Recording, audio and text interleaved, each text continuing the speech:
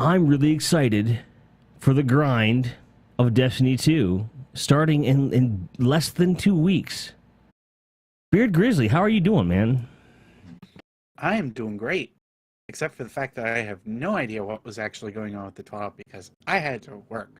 However, Okay. I was on at least for the jeepers creepers out there. I was on for the reveal stream, so I have a feeling that a lot of it's probably like recovered and everything. Sure. So here's what I'll do for you, because the average listener may not, because it's the thing I've come to learn. They might be in the same Right. position. Yep. Exactly. In three almost 4 years of covering this game, I have found that I cannot assume people read shit.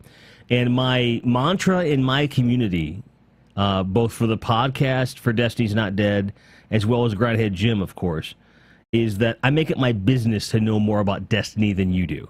You know, the general you. Like, I don't know more about Destiny lore than Beard Grizzly does. And in fact, I'll put it out there, I don't think anybody does. I'm just saying, dude, you know, some may be more popular, but I don't know. I don't see other people fucking literally losing sleep over lore. I don't see it. Not in the way you lose sleep, bro. Ugh. So, let's not talk about the last few days, shall we? We won't. So, TWAB went something like this, 3,600 words, and they went into great detail about the exotic masterworks and how that works.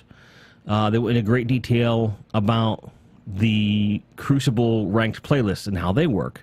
And those two things alone, never mind this new event that we're going to talk about, those things bring back grind. And here's how this works. And you are probably going to salivate. So I'm going to get the stuff that's going to make you, like, your appetite wet first. Exotic masterworks work like this. They were like, look, we know exotics are way too easy to get. We're not changing that they're too easy to get. So we constructed the masterworks idea around the idea that obtaining masterworks for an exotic occurs after you acquire the weapon. We need to focus it. So it starts off broad and then starts to focus in. So you have a masterworks catalyst. That's the exact verbiage. And it's a hint. And it says, like, for example, the one for Coldheart says, obtained by defeating enemies of the highest ilk in strikes, which could indicate heroic strikes and or nightfalls, you know, any combination thereof, and its bosses, right? Right. So then you get the catalyst. Once you get the catalyst to drop, in that moment you equip it, and it becomes a basic masterwork, meaning you get all the benefits that masterworks have now for weapons, which is the orb generation on double kill. So immediately it becomes more useful, which is amazing. Then you get a bounty type trackable quest, if you will, that's all tracked within the weapon. Nothing is going to take up any inventory slots and all that shit. And it says exactly what you have to do to unlock the full masterworks potential of that weapon. It's going to vary from weapon to weapon, but it's a guarantee. It goes, do this, this happens. Right. The verbiage used in the TWAB is that you'll get both perk and stat increases depending upon the weapon. For example, Coldheart gets near max range and near max reload speed with its masterworks. No word on what the actual perk buff is going to be, because when you look at the catalyst, it tells you, it's a preview of the boost to stats, just like it would be if it was a perk. So my thought process, the way my brain works, is that the perk is a secret. The stats are a given based upon that preview. I don't think we're going to have anything that only has a stat increase. I just don't see that happening for the amount of grind that they're saying it's going to be. I'm going to say, depending on how many enemies or anything else you may see. Yeah, that's very true for that point. They did say that not every exotic's going to have the masterworks out of the gate May 8th, but they're going to add them all eventually as they work them out. I gotta say, to me, that makes sense because that's what they've done in the past. You know, you have several either for like ornaments or anything like that, just to kind of like bring in interest for the weapon, allow people to utilize them and have fun with them. Mm-hmm. But then for perhaps the weapons that are underutilized a little bit more, say, well, this is the way that we're going to be able to tune them a little heavier, just because we now have balance a little bit more understood for them, and we've got a couple other weapons that actually make sense for counteracting how this equipment will work out. And that's always, of course, a tough thing to balance between Crucible and PvE. Yes. Granted, I saw the stuff for the tractor cannon, and I'm just salivating over the fact that I got a better one for you. Walker most time. I got one I'm saving for you. I'm gonna save that one for you. So before we go too far, I'll let you finish up on this, but I have something you will find interesting about the what they're doing here that might have been covered by somebody, but I'll let you continue. Sure. But with the exotic masterworks in general, like right there, is it related directly to that or something totally different? It's actually directly related to the way that the upgrade system works, because I mentioned that, and somebody else may have passed it along to somebody else. I used it in a lore sense, which I'm still hopeful to kind of see that they may end up like unlocking something over time. But I'm just glad to kind of see it implemented this way, at least too, because this has been the biggest complaint with Destiny. Like there's nothing to necessarily grind for. Right. Now you actually get a little bit something back for utilizing the weapon that you already like quite exactly. a bit. And I see nothing wrong with that. I look at this exotic masterworks as the logical and so obvious we just zoomed past it progression of the idea of unlocking bubbles in Destiny 1. You know what I mean? Like, look at like a Necrochasm, okay, how that goes, versus the exotic masterworks. I'm like, this is perfect. Like, this is exactly what we asked for. It's a grind. It's not an unreasonable grind, and it gives you value for that weapon, and you can laser target the weapons you already have, and it does not diminish the availability of that weapon. Like, I can start grinding on my Cold Heart and then go, I'm sick of this, and switch to something else if I haven't. It's a really cool concept, and I feel like it's the right answer. It's a PvE grind, and you can use it in Crucible because some of them just say enemies. You know, so you can, like, depending upon what they're asking for, you've got these options. You've got flexibility. You have these goals to shoot for, which is what we've been begging for. And if this was all they announced, I'd be happy, but there's more. So that said, tell your story. So the base story basically goes, I was trying to reply towards Bife's idea on his lore archive for Destiny 2. And the idea that I basically had was to effectively say, hey, I'm kind of thinking that on 2 levels, we can basically expand the way that exotics work out by effectively implementing a system that allows you to use them and have unlocks based on using them. And that seems to be a direct effect of like what it was that I was talking about. Either they had already thought of that and had referenced it, which is cool. But regardless, it was something that I had brought up, and I think it's just really awesome that that was the case. Even then, I had gotten word from a couple creators that actually were had been in touch with developers, and one of them came back to me and did say, "Hey, I'm not going to say anything at this point, but somebody really liked an idea you presented." It makes sense to me. It. Well, to be fair, you have a lot of really good ideas, so that doesn't say much. I guess. But that one's pretty fucking specific, Grant. Let's be fair. That's where I'm kind of like, oh, maybe somebody did pick up on that a little bit more. Right. The idea though had actually come from, and some out there may know the reference, may not, from Nier Automata. Nier had actually done a system where if you unlocked, or not unlocked, but had upgraded a weapon's efficiency, just made it more powerful, etc., it would actually unlock little story blurbs that were related to that weapon and a little bit more of the story behind the game. So for me, that was something... Like lore unlocked based upon using it. I like that. Exactly. That's where my mind was kind of going with it. But it's this, still from possible. A gameplay standpoint, is awesome. Not to mention the fact that it opens up something for me. I feel like the exotic masterworks, based on what we're seeing.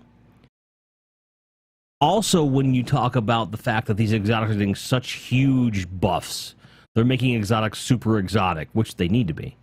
Yes. That tells me that, and again, I don't want to foreshadow nothing, but how much do you want to bet that there's a certain degree of thought that may see Masterworks get a regular legendary Masterworks get a rework to where there's something more to that, to where you can take a weapon that has been dropping in vanilla Destiny 2 that's kind of meh.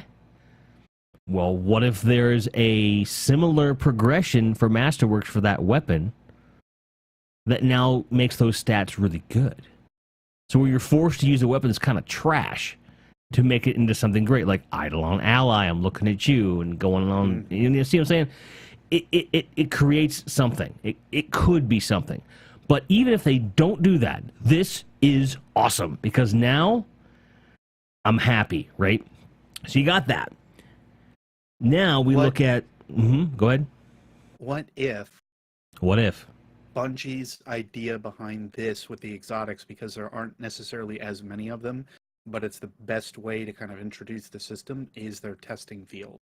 And it wouldn't surprise me at all. Yeah, what they'll end up doing is like implementing this system more as like a higher ground to allow for even legendaries to feel that way, while you still have the really powerful perks that exotics offer. And think about what that would mean for the hoarder like myself. I see something with okay perks, I keep it. I keep most stuff. Very few things I don't keep. And you have this idea where, you know, you could take you could just take a weapon that's trash and make it into something good with a little bit of grind. Right. With some effort. And am I going to do that for every single weapon? Fuck no, I'm not going to do that for every weapon. There are some weapons that I will lose the patience and abandon. You know, certain weapons I'm just like, I'm not even bothering. You know, and that is what it is. But when we talk about specific goals, I'd be remiss if I didn't talk about the Crucible ranking system that has been introduced. Now, you've got two different types. You've got Valor, and you've got, oh God, my brain just went blank. Valor. Glory. Glory is the heavy one. So we'll cover Valor first. Valor covers quick play and your weekly rotator. And that's it. Excluding Trials, excluding Iron Banner.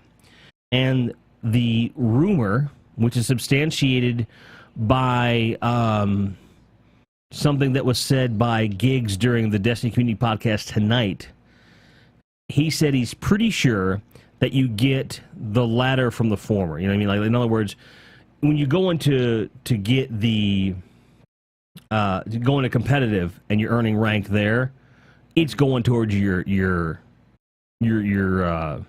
Valor. Okay, right. Which would make sense, because you know you don't want to get legendary in a ranked competitive playlist and then just show up as a zero scrub in the quick play, right? So I'm pretty sure we're okay there. Side note, Eddie, thanks for the sub. Really appreciate that. You are the best. I love you. Get a shout command for him, please. So when we talk about these two, they're two separate playlists, two separate progressions that are similar but different, but they have different rewards attached to each that include emblems, cosmetics, and weapons. Okay, each time you hit a rank for the first time, you will get a reward, and that's particularly important for Glory. Okay, where with Glory, every time you win, you get points. Every time you lose points. And streaks are counted on both ends of that spectrum. So if you were to drop below a certain rank and regain it, you don't get rewards again. Okay? Where Glory differs from Valor is that when you hit that mid-level, that third tier of 6, which is Fabled, you get a exclusive weapon that is, in Giggs's description, is it's a decent to high-end weapon that becomes God tier with a specific perk that procs. And I'm not going to go into great detail about that. There's tons of information about it. Look it up if you're interested. But it is very interesting. It becomes like a heavy hitting Grasp of Malak. And he described a story of what happened when Lupo got his hands on it. And he did a team wipe on a 4v4 in competitive with it, out of nowhere. He got a headshot and then and just killed everybody else purely with that weapon, and just farted all over him. And it's Lupo though, you know, but still that's pretty impressive. So, and then after you get, you know, these other ranks, you get these things. When you hit Legend, you do get an ornament for that weapon that basically plasters badass all over it. And there's another reward at that top tier that they're keeping a secret. I really don't think it's a fucking emblem. You know, I don't think that, because emblems are just, they're throwing them out there as part of these progressions, right? And they haven't said any. They seem to be more aligned to. It's just like it's a tracking thing. I don't necessarily know, like, we know that Bungie has been very good about calculating a lot of numbers and keeping them and telling us to them and so on, compiling them and all that, but we rarely get to see those numbers in effect. Right. And between the Kill Tracker Ghost and a couple other things, that's been their go-tos, basically, to allow us to kind of start to track that stuff. But those are also entry-level, for the most part, bingo items. So I don't see the highest of the highest end. Like, someone who achieves Legend and competitive, they're not going to get a fucking Ghost. At least not one that just kind of says this. I feel like it's going to be something truly, truly noticeable. It might be, like, my hope. Here's my hope. I'm hoping for a permanent aura. That's what I'm hoping for. An emblem that grants you a permanent aura if you wear it. Like, it doesn't expire ever. Well, and the weapons are also supposed to, of course, balance this out a little bit more. We saw it with Redrick's Claymore, and that was the one for the higher-end glory wins that you receive. Right, that's the tier 3 of 6. Rifle. Yep, yeah. That's the one I'm talking about. Exactly. Freaking ludicrous weapon looking. Can't wait to get it. But we'll put it this way: I need that weapon for one reason. It looks like the villainy. You're a pulse rifle guy, and I knew that this one would make your dick hard. Let's be honest. I knew that. I'm gonna say this is one. As soon as I saw it, I was like, okay, all right. I'm gonna tell this story in the shortest version possible because you know this story was gonna come up. You knew this story was gonna come up when this weapon came out. Beard, before he became a famous YouTuber, and bro, you're a lore master. Famous, he says. You're a lore master. All right, that's all there is to it. Your name gets mentioned a lot. I look for it, with good reason, because you're awesome. But before that, you didn't want nothing to do with content creation. You didn't even want nothing to do with Destiny for a while. Close to a year, you were like, "Fuck this shit." And then this is prior to TTK, as I recall, right? Because you'd quit in year 1, right? Or am I reversing it? Or was it year 2? No, you're pretty well on track there. It was year 1, okay. The record was that I basically stopped playing around. I wasn't able to really keep up with Dark Below, so I stopped like a little bit in between there. I came back for a little bit with House of Wolves, and then I dropped it, and then one day I messaged you. It was July before Taken King came out. And I said, bro, they got a God Roll Nerwin's Mercy in Iron Banner, and you need to come back. Like, I wouldn't message you if this wasn't that good a roll. And you came back. It had max stability, and I had some kind of, I think it had a reload perk on it too, like an Outlaw. I want to say it was Outlaw with max stability, and brace frame. It was the best Nerwin's Mercy I think I ever owned. I still have it. I still have it. And you were like, that's it. I'm like, I even said, I'm not trying to entice you, but I know that as your brother, if I don't let you get this weapon, I can't be forgiven. So you need to come back just this week, get this weapon, and fuck off. That way, if you ever come back, you've got it. And before I get on the tirade of like what's going on right now, right, the same thing is kind of happening, but actually at an advanced rate. Yes. Because for me, I this isn't to excuse the state that I think that Destiny 2 has been in from my personal account, but it has been something that, for me, they're at least getting done quicker. By several months. By several months quicker. So, and these are things that are like changing very quickly. Yes. But that's where, again, I think that this is kind of a similar situation for me, because I'm seeing this stuff that I know we're going to otherwise talk about with the reveal and whatnot, or at least talk about in some regard. But that's something very similar. You know, I see I guess for me, whenever I see a pulse rifle come up as like a big reward, I'm like, well, it harkens back just the way that everything's gonna go for me. I feel this is gonna be like the recovery of it all. It creates the thing. So like, so my thought, that was the first thing I thought of when I saw that pulse rifle in action. I'm like, well, Beard's gonna be all over this shit. And even I am, you know. And then you look at like the exotic Masterworks for the Trials themed Vigilance Wing, right? Yeah. Which is already like, that's your boy right now. If you're even an average player and you go into Crucible and you know how to pull a trigger, grab yourself a Vigilance Wing and you're going to be okay. Aim for the neck and you're good. The exotic perk on this one for Masterworks, are you ready for this? Mm-hmm. Full auto.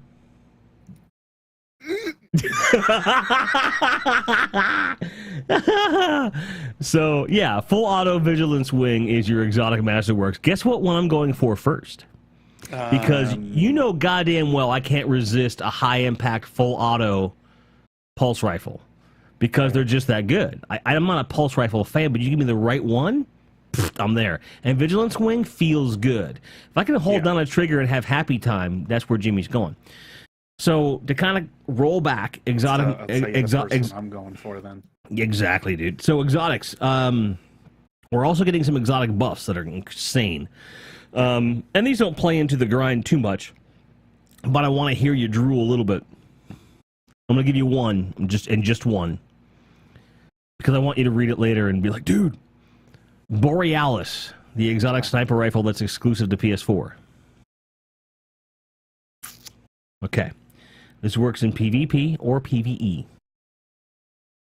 If you drop the shields in PvE or destroy or kill someone in their super in PvP, those are the two things.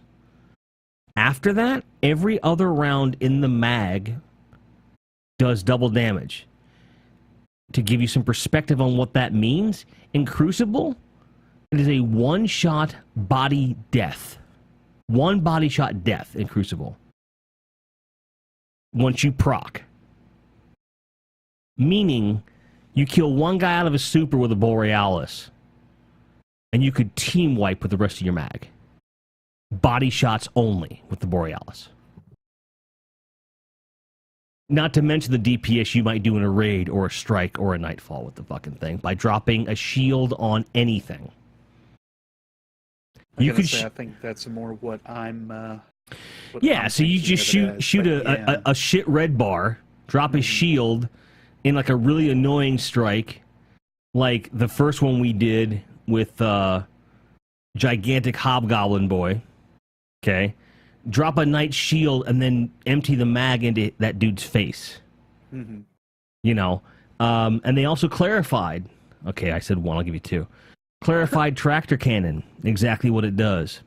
Oh my god, I cannot get over that thing and how it looks. My god, it's better than what you think.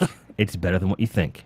Yeah, I know. I read the description earlier because I was like the only one that I had a chance to check out, and I'm like, oh, okay. So for those that don't know, with a tractor cannon, which is essentially an exotic shotgun, that's it's a pulse wave that pushes people back. and enemies. Now, as of May 8th, with the new DLC, not only does it push your enemies back, it will suppress them and deal an obscene amount of buff to void damage for 10 full seconds. That is insane. And then, so you go into Crucible, and you shoot somebody with it, you suppress their super. That's the go-to weapon in Mayhem now. And if you stack it with other void weapons, and you're either a void subclass, or you have a team that goes with it, it's insane. It is insane. I'm going to say, because the video that they showcased was for Brackus Thune. I saw that, and I almost peed my pants. Yeah, no, I'm going to say, just I hate that guy. The fact that they have that much damage that can now be, like, done to buffing up something like a Nova Bomb is incredible. So imagine what happens with the heroic modifiers if they introduce a Void Burn. Right. I'm going to say that'll immediately become your commonplace go-to at that point. And it becomes fun. And I have a feeling we're going to see other types of... other variations of this type of thing. And they're looking for, like, what makes this... because they haven't talked about Sunshot yet. Right. And Sunshot's solar. And Sunshot's already fucking good. Like, I don't know what they're going to do. You know, and they've got more, like... more wider reaching stuff where it doesn't seem as exciting at first glance, but when you really drill down, like Graviton Lance and you know, its Cabal counterpart, they're vastly different in what they do, although they kind of fall into a similar pattern where they're just blowing shit up. But you know what? That's awesome. Like, why would you not want that? And it makes me wonder, like, what's going to happen with what does Suros do now? If it's coming back at a time when, like, all exotics are, like, super crazy, like, the skill tree, like, the perk tree on it looked pretty similar, but I kind of wonder, like, well, what's Suros do now? Like, that was the first exotic weapon I ever had. Like, are you kidding me? So, that's the first exotic I really want my hands on, and I'm crazy for it. There are other exotic armor pieces that are looking really cool. There's one particular armor piece that's coming back, and at this point... I've given all the spoiler alerts I'm going to give, and if you don't know, the thing is, there's like big press outlets. It's not like it used to be where you'd have to like go to like certain places. Like Game Informer has this shit out and stuff. So I'm going to throw this out there because when I mention this particular piece of armor, even if you're spoiled, you're not going to care. I promise. Eternal Warrior is coming back for Titans, and I was like, why? Fucking why?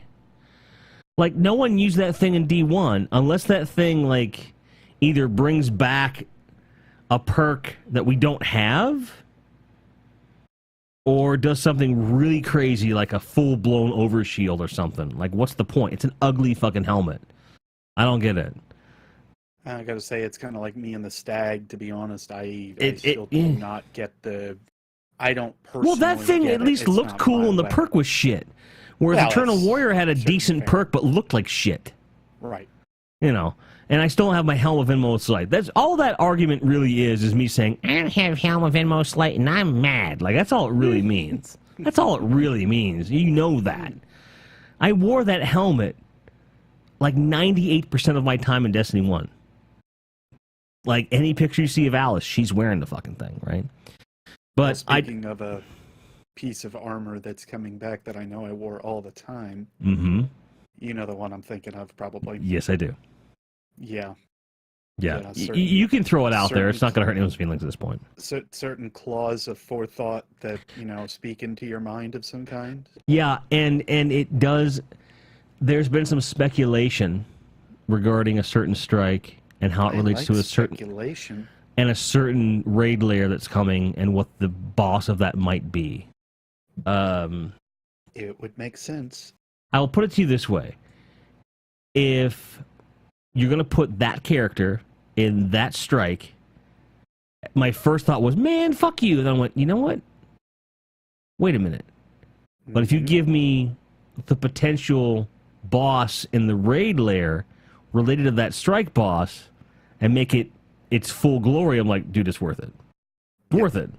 And then the thing is, people are like, well, a lore thing, and I'm like, think about all the fucking lore tabs you're going to get in the raid for all the gear related to that character instead of, Noxie Poo over here. Well, additionally, it would actually expand on like what's actually going on with Callus and his possible connection with, the Hive or otherwise. That is really unexplained at this point. The and Destiny it's still really up in the air. Not to sell the competition, not that we're any competition for them, but the Destiny Community Podcast, what they brought up was the potential for there being a much longer, deeper story arc for Callus moving forward in the franchise. And the hope, and then the thought that this potential move, with perhaps a giant worm, being the boss in the raid lair, that it would leave that open end for Callus to like kind of do the thing, and that for me kind of went. And I know we're sort of talking about the grind, and we're gonna come back to it. But anytime you get me and Grant in a room, and I'm not like super, he doesn't have to get super deep with the lore to have the discussion, so it just moves and it's fun. So I think he enjoys that. Like, we don't have to go super deep; we can just have some fun, and my brain goes. Poof. So, trust me, don't look at my Twitter feed. Dude, I've looked at it enough, and I wish those are too many words before coffee, and I just closed it and never went back. And they were good words, like the little bit that I gleaned between you and all of arguably the best lore people on the planet was like, there's a cool discussion here, and I'm just going to wait. But here's the thing. Yeah. From a mechanics standpoint, plus story. Yeah. Well, if they continue with this raid lair mechanic, which they should, it's smart, and it enables raid content to keep coming out, well, like, how do you structure that for and I'm just going to use this term because I fully believe that some version of this, I'm going to call it the Taken Queen for now. Do I think it's that character? I don't know anymore. It could be the Darkness Incarnate. We don't know. Because all the hoopla about there being this other character class that had concept art, but they never put it out. A lot of people are saying, well, it's that. It could be that. So, whatever. The point being, and I feel especially if it is a new character class, and you've got these pyramid ships, and let's just say for the sake of argument that it's this other, now you got another ship floating in goddamn space. Well, guess what? Raid layers are a thing again. And as long as it's not narratively awkward, I want the raid layer to continue. Mm-hmm. That said, I haven't touched this first one yet. I haven't touched it yet. I watched it done on day one, loved everything I saw, and I was like, I can't wait to play that. That was months ago. I just haven't done it. But every single aspect, every last aspect of what we're seeing in terms of mechanics and gear pursuit for this DLC, like, even if the story is fucking garbage, mm-hmm. I've got a game mode that's designed for me to play through it over and over and over again. And even if I only get, even if I get the gear inside of 2 months, which, to be fair, that's, probably about what it's going to take, I don't see people progressing that fast. Because I saw Miss 5,000 watts mm-hmm. do that with a team at 350. And I saw a Bungie team at max light 385. Both teams struggled a lot. But granted, the Bungie team, sorry Bungie, the Bungie team is not as good as a team led by someone like Miss 5,000 watts. So, sure. But it tells you that this activity is designed to give you something to hone your skills on. And there's a wide range of gear that comes from it. So basically, it takes the concept of unlocking this team mechanic from Court of Oryx, mm-hmm. adds to it the adaptability and the ease of access of Archon's Forge, with a gear set the size of Archon's Forge, if not bigger. Right. And then adds a shitload of difficulty on top of it. And then Bungie revealed that the version that the people played that we saw both in the gameplay captured at the summit, and the reveal. It's more difficult now than that. Yep. Thank you. That's what we want. Give me something that makes me want to throw my controller. Yes. I got 6 of them. I'll throw one. Not the anniversary one. I'll throw a different one. I was going to say, don't do that. Right. So, but ultimately, like, that's a grind. You're giving me gear to shoot for. You're giving me, because here's the thing. If it's difficult at 385 and it's considered an end game activity, which it is, it's going to drop end game level gear. Well, like, and to add to that discussion is the that's a fact grind that for actually... like the thing is, I don't mean to interrupt you, but like it's replacing the Crucible Engram grind that we once had. Now it's let's get a group of people in and get this shit done, because that means every week. You know how I am. Once I get max level, the grind begins, because now I want everything to be max level, and that activity in particular is for me like I can sit and fucking play that days at a time, and it's a 20-minute activity even at max light. So it's like you're not just sitting there doing whatever the fuck for 2 minutes. You know, there's a clip on my Twitch channel that I love where it's one of the Court of Oryx, and we did the whole thing in like, I think it was like 18 seconds or something. So we had someone who was really good with a sword. It was crazy. Right. That you're not going to be able to get this with this activity. It's just not going to happen.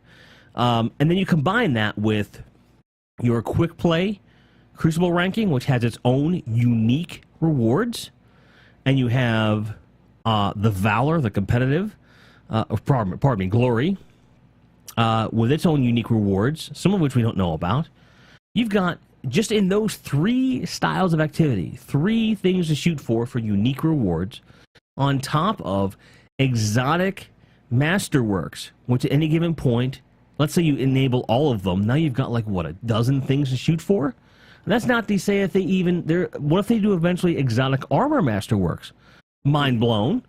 So, at the most basic concept, if they had no story missions in this expansion, they have tripled the grind and loot respect that vanilla Destiny 2 had and Curse of Osiris had combined easily. And this is the fun part for me personally, and I'm supposed to get this shit inside of 4 months. Challenge accepted.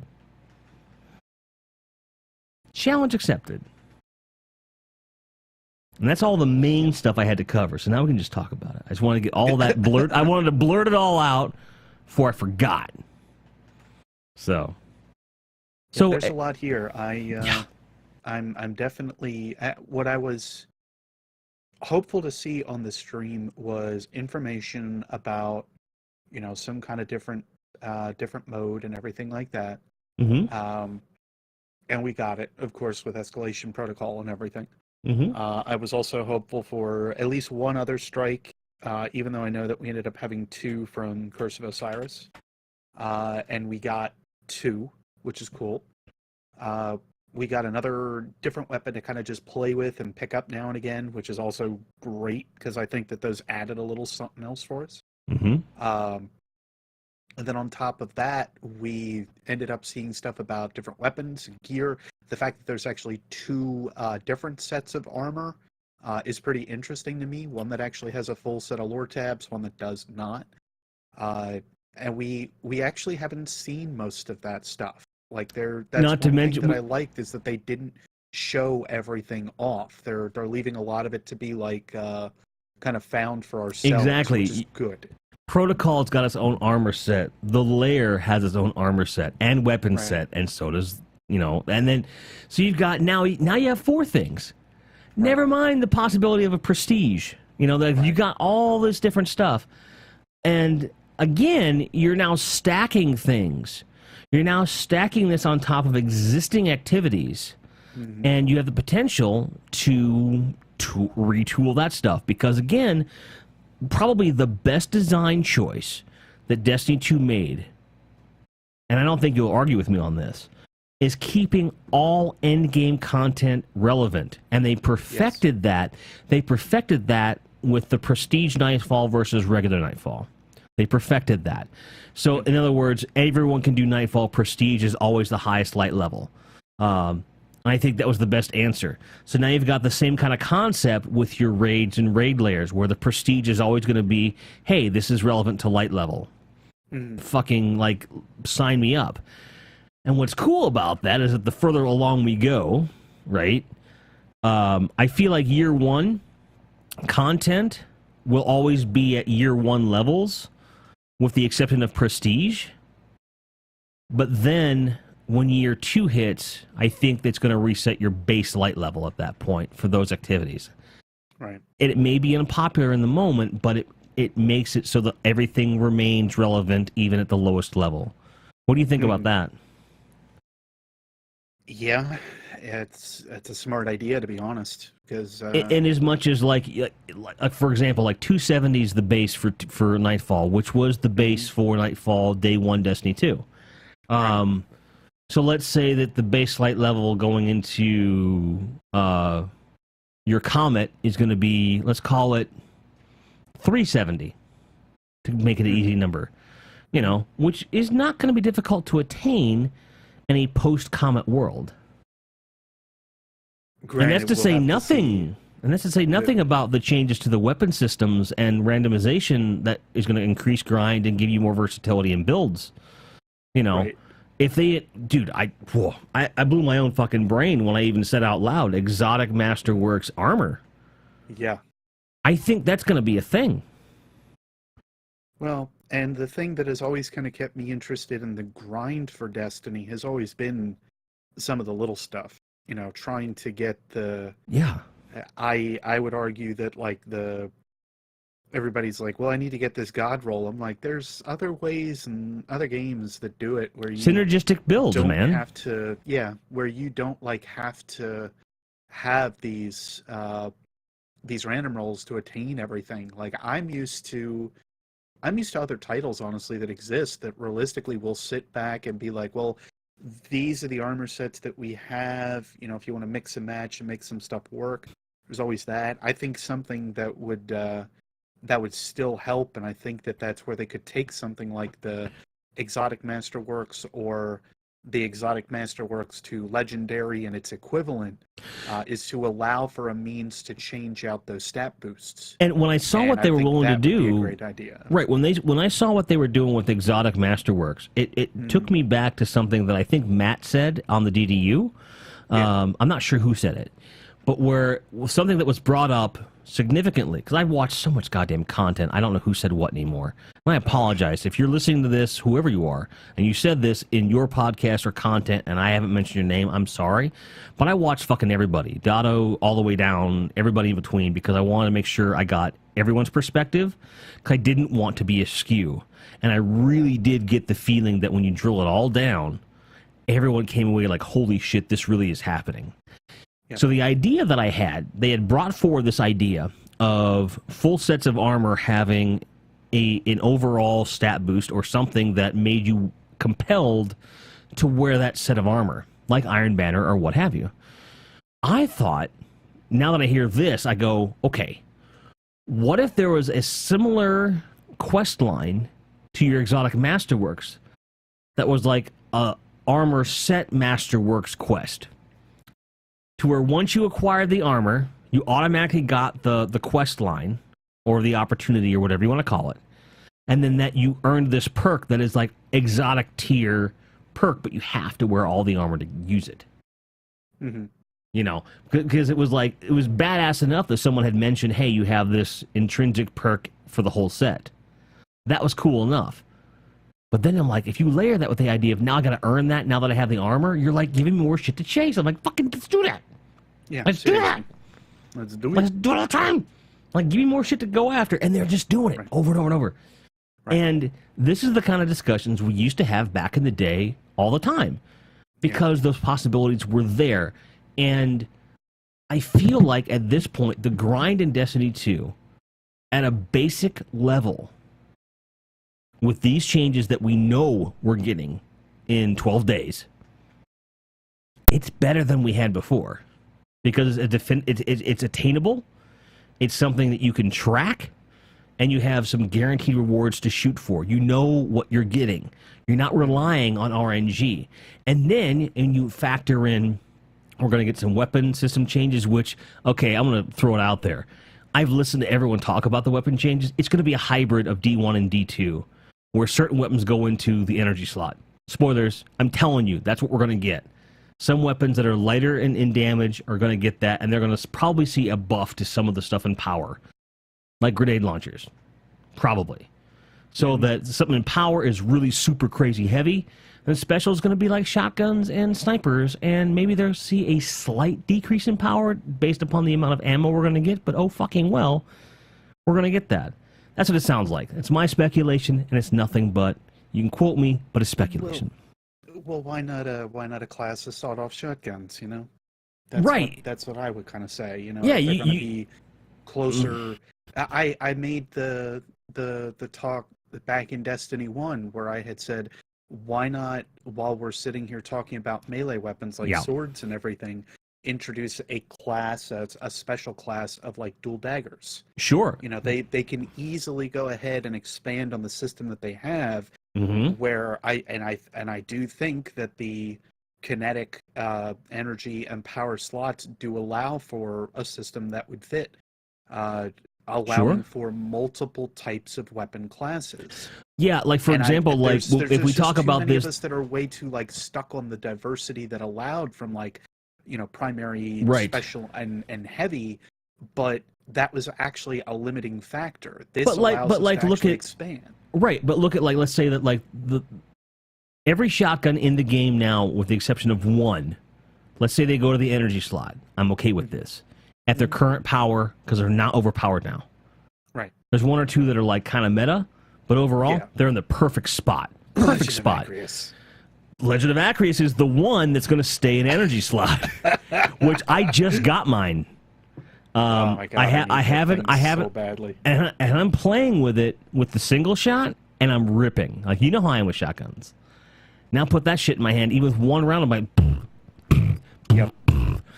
so I can't wait to unlock that shit. By the way, if you're listening to this live, and you're in the C4DC and you have Destiny 2 on PS4, we need to do some raids. If nothing else, we got to farm the first encounter in the raid, which you can do to get all the shit I need. So we had a handful of people that got it. Did you ever get through? Did you ever acquire that thing? I have never completed the raid. I actually haven't even done a Nightfall. That has been how bad it has been for me to actually. I know you're busy. Play this game. I get it. I get it. I am legit. Like, I know we've only got 12 days, but because of the power level that is going to raise, I implore you to make some time, and we'll get you through some shit.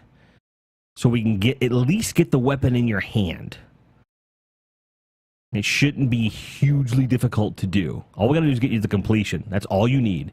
So we can do the grunt work to get up to Callus, or grab a checkpoint, get you the completion, especially now on a normal raid. It doesn't have to be anything crazy, right?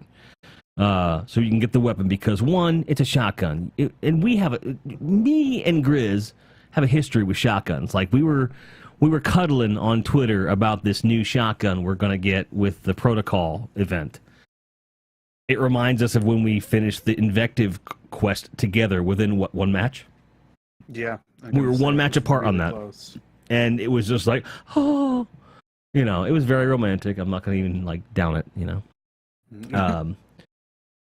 Farron says, a raid, you say? When the lady says raid, I'm like, yeah, I'm definitely down for a raid, especially but she's on PC, and I need to do raid on PC more. I've only done one on PC because I still need to get the Legend of Acreus there too.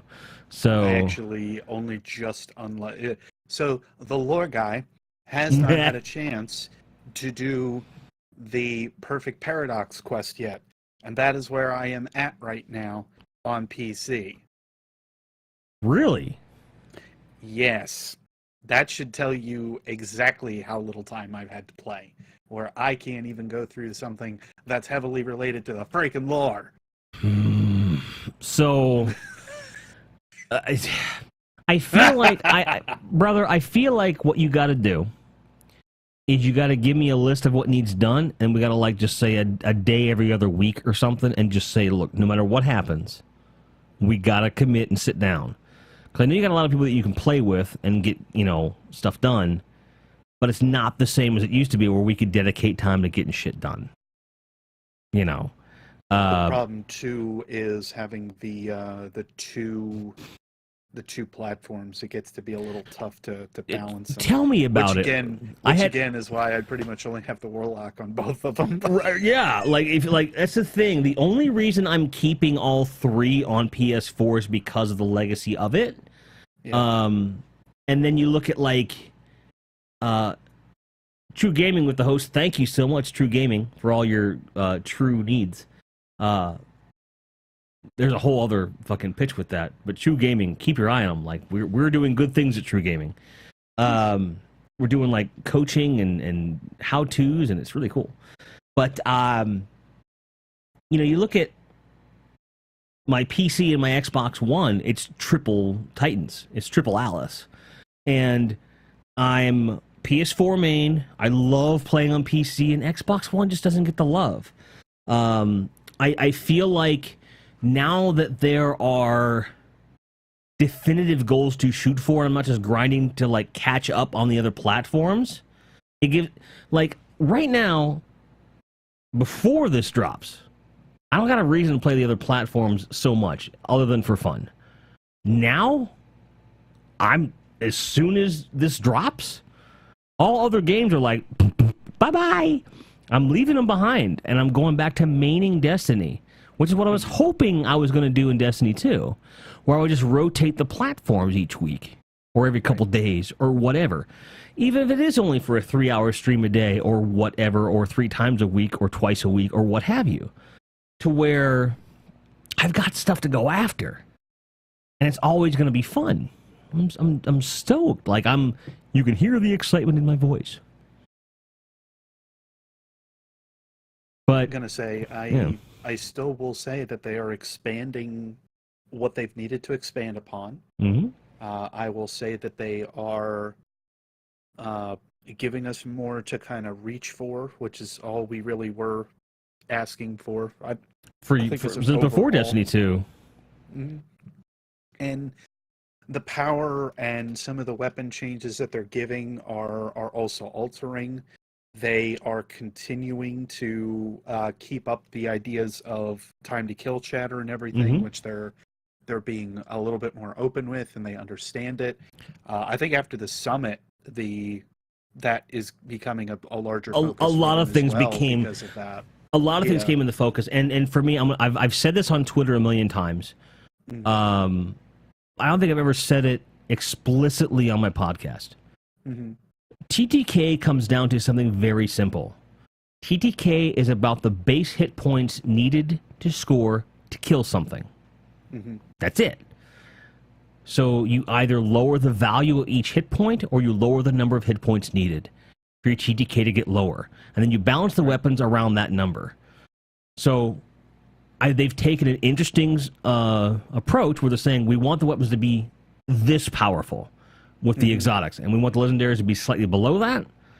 And then once they get all that in line, because I think we're going to see a really big sandbox change in September, which will see legendaries coming up, in terms of weapon classes, certain weapons. And this last balance patch was beautiful because it showed this idea that they were patching weapon types without nerfing anything. And anything that they did have to balance around, they said, okay, it's going to be the same. Mm-hmm. Which was what? There was no backlash from it. None. No one even said one bad word about the whole idea of what happened with, Uriel's Gift. Yeah. It's still plenty useful. It's just not heads and shoulders above. You can still use it and get... It's just wow, okay... This whole weapon balancing system you now have in place has proven itself with one sandbox patch. One. Mm-hmm. Now you add to it the idea that now we have exotics going way the fuck up. Yeah. Okay? Now, and then you can say, okay, legendaries as a group, it's vague, but as a group, bring them up. I mean, you know what I'm saying. As a group, we've got this basic balance between all these classes, which will change a little bit. Like, sidearms need to come up a lot, Bungie. Yeah. Make them viable, goddammit. There's one Their viable sidearm right now. Terrible. There's one. And it's an exotic. Well, there's two then. Yeah. Last hope, dude. Last hope. Okay, fair. Last hope. Yeah. But the damage still needs to come up on it. Leave the stability alone. Yeah. I would say bring all the other sidearm base stability up, and nerf Last Hopes a little bit. Well, I would then up damage overall.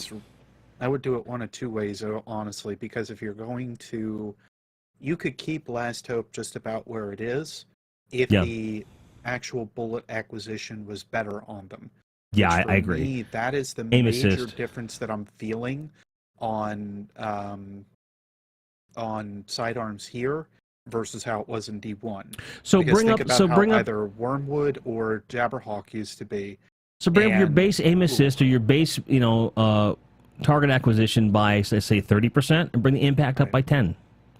Well, and why I think this is something that's more embedded into the title to begin with on the basis of aim assist is because it's even effective on PC. Yes, I can feel a very big difference, and this with is a mouse not and to keyboard. say, Let's be clear, with a mouse and keyboard.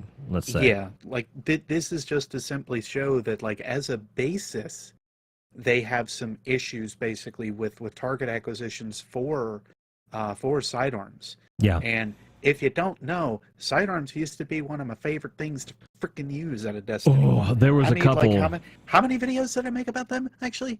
Too fucking many, Griz. At Too least many. 2 or 3, realistically, I think, that talked about sidearms. Because I was like, why aren't you using sidearms, you idiots? They're so good. And now I look at D2 and I'm like, this is terrible. What are you thinking? So the point being that when we bring all of these things up, so where like the weapons in general, okay, are at that power level, okay? Now, then you do the math of the base TTK relative to the amount of damage they can deal, and you've got to bring that TTK down regardless. How much they bring it down is a result of how much all weapons base damage. So let's say the base damage on the lowest end right now is 0. And they change that to where once this next balance patch comes up, the 0 is like 3 higher on a scale of 1 to 10, right?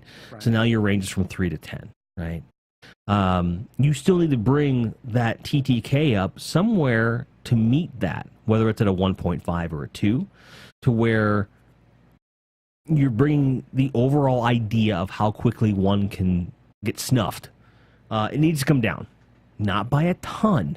Not by a ton. At an absolute maximum 20%. I don't see anything more being necessary by any stretch of the imagination, given that weapons are universally becoming more powerful to begin with.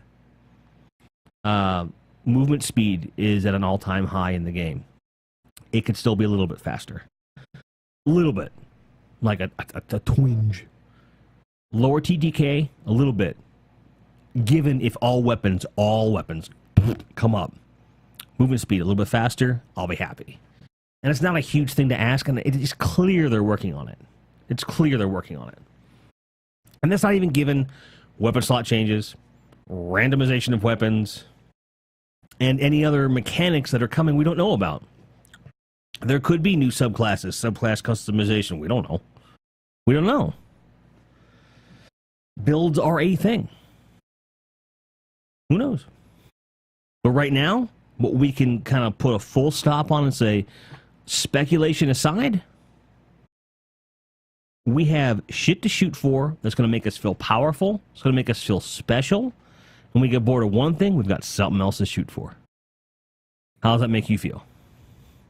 Makes me feel good. And between the possibility for stories that they've already shown off, which for me is the most important thing, but for a gameplay aspect, I'm actually excited to, when I get the chance, sit down and play. And definitely. Because I haven't had a chance to really grind for the Osirian weapons all that much, I think that's one thing that's kind of been helping me along, is just the fact that I still have that grind to kind of go for. Sure. But they're fun. Yeah, they definitely are. I actually like kind of going for them. Decent weapons. Not the best, but they're good. No. Some of them are ludicrously good, especially with the patch updates. Some of them are ludicrously good right now. The pulse rifle and the auto rifle I like a lot. Yeah, I'm going to say the Machina Day 4, and I've been using, I just got Soul Pariah 6. I'm really enjoying both of those a lot. Absolutely. But there are definitely some things that I am more looking forward to, I think, with this one than I was with Curse of Osiris. Same. I was not, from the live stream and the little bit they showed, and again, I think that's the biggest detail because they focused on half of it being related to like private matches and stuff like that. Yep. Along with like Crucible balance and everything. Mm-hmm. We still don't have a lot of the PvE stuff that's going on. There's also the possible hints of some data caches. Yep. Which we don't know. There's collectibles that are out there. We don't know what they are. And at the end of the day, let's say for the sake of argument, let's be really blunt and let's be really harsh. If if all that Warmind was a story the size and scope of Curse of Osiris, okay, and what we saw, given the mechanics changes and the grind, would you be at least happy enough to continue through September? Oh, yeah. No. So would I. I don't think there's a question because you're giving me a decent story for the price, and then after the story's done, I've got shit to shoot for. Yep. I gotta be honest, if you just had a patch that introduced this stuff on that day, I'd still be okay. I mean, I hate to say that. It sounds really shilly, but it's basically like the mechanic changes on these grinds between Ranked Crucible and Exotic Masterworks alone give me enough to shoot for and play the game on a daily basis. Yeah. Now you're adding a story and a loot pool that I don't have now, plus a new activity that has its own grind and its end game, and another raid layer. Like, even if they're on par with Curse of Osiris, I think we're going to be fine. Yeah. We're going to be fine. I would wholeheartedly agree. I think just with like the additional customization that they're going to be offering based on the effective changes to exotics, I think that's going to be a little bit of enough to me to keep having something to chase for. Yep. Especially if they take a little bit of a grind, I think that's going to be hard to deny at that point. But that's where I kind of stand. I think that what they have here is a lot more promising to me than what it was with Curse of Osiris. By like 80 to 90%. Well, and I don't know if it's a shame or a good thing when you can make me feel more interested about Rasputin than about Osiris, but that's another topic altogether. Okay, I was going to say that's completely doing it. Something different altogether. Destiny 2 Year 3 Rasputin retcons. You heard it here first. It's going to happen. I'm telling you, it's going to happen. They're going to bring him back for some small thing, and it's all going to be fine. Mm-hmm. I hope. In any case, Beard, my friend, where, on the weird chance they don't know where you are, where can they find you? You guys can actually find me over at YouTube. It is Beard_Grizzly. If you are on an iPhone, I know it is still giving some people fits. Go to a computer if you are able to and search me there, or another Android device, because I know it is no problem. You can also find me on Twitter. Same thing, Beard_Grizzly over on Twitter. You can also find me on Twitch with the same handle, but I don't know when the streaming's going to start again, if it ever will. Someday. we can wish for shit. We wish for shit, and Destiny 2 is doing great things. Someday Beard will stream again. So let me put it this way. If I can ever get the chance to go full time, I'll probably be streaming at least like a couple hours every day. There you go. But that's the goal at this point. So that tells me that the dream's not dead, Destiny's not dead, Beard's not dead, I'm not dead, and I hope you aren't either. You can catch us at destinysnotdead.com or grindheadjim.com. I'm your host, Grindhead Jim. I love your faces. We'll see you next time.